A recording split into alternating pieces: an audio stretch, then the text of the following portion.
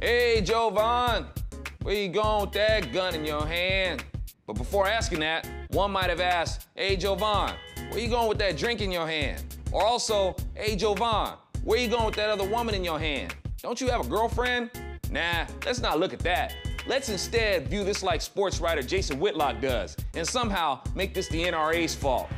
I think what's happening. Propaganda.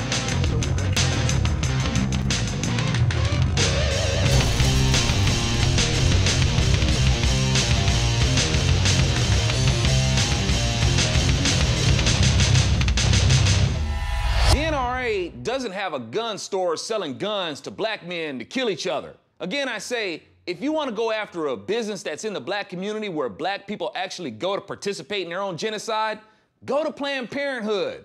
That's a big part of why Planned Parenthood exists. A big part of the NRA's history was in making sure that freed slaves could have guns to protect themselves from the KKK. The KKK was around before the NRA, which means the KKK was able to get guns and terrorize Republicans, both black and white, before the NRA was founded. And today, it's not the KKK terrorizing blacks. Blacks are killed at a higher rate by other blacks than any other ethnic group in America. But you can't blame guns for that, and guns aren't used to kill off near as many blacks as abortion clinics do. And the Democrat Margaret Sanger, the founder of Planned Parenthood, was associated with the KKK, since Whitlock wants to bring up the Klan. But I can't even place the blame on Planned Parenthood facilities for killing off blacks any more than I can place the blame on guns. Although I should clarify, guns aren't made to target blacks. Planned Parenthood, however, was founded with an agenda to target and control the population of blacks. But Planned Parenthood can't kill a black child without a black mother who makes the decision to walk in there and use their facility to put her child to death.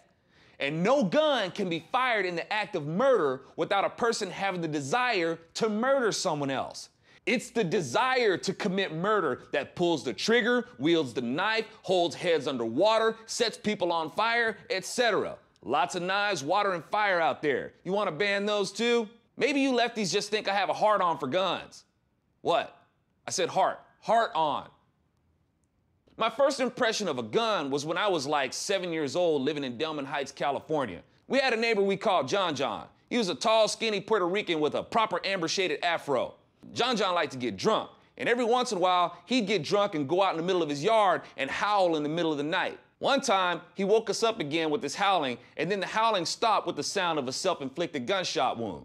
John John didn't have a gun problem, though. He had a drinking problem. And I reckon he had a drinking problem because he had other deep-seated emotional problems, none of which were caused by a gun. I've had an uncle who was shot to death. My first cousin was found dead with a self-inflicted gunshot wound. They also found his wife, whom he had shot to death. He decided that if he had to sign divorce papers, it would be with a bullet rather than a pen. But a gun wasn't their problem. A divorce was. And I reckon at the root of their divorce were other deep-seated issues, none of which were caused by a gun. The reason why I'm sharing this with you is because I certainly could have a prejudice against guns too. But I'm not so selfish and self-righteous to think that the world should conform to my personal tragedies. I'll say again, I may not be crazy about guns themselves, but I'm sure as hell glad that we have the right to keep and bear them. And I'll remind you that more gun control law isn't the answer. Self-control would be more like it. And the ones showing the least self-control are in areas run by Democrats. Liberals claim to be all accepting. In order for them to make room to selectively accept the faults of others, they have to take those faults and lay them on others. That's a big part of why it looks like liberals can be so strangely accepting of questionable behavior and hostile and accusatory towards others, because they're blame shifters. This keeps them from examining their own issues.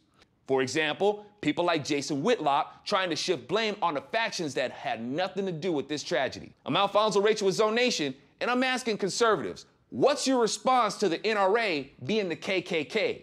Y'all are big pro-defense type folks, right? Well, defend yourself. Or are you just gonna keep letting liberals promote the stigma that the NRA is the KKK? I have a hard-on for guns. What? I said heart. Heart on.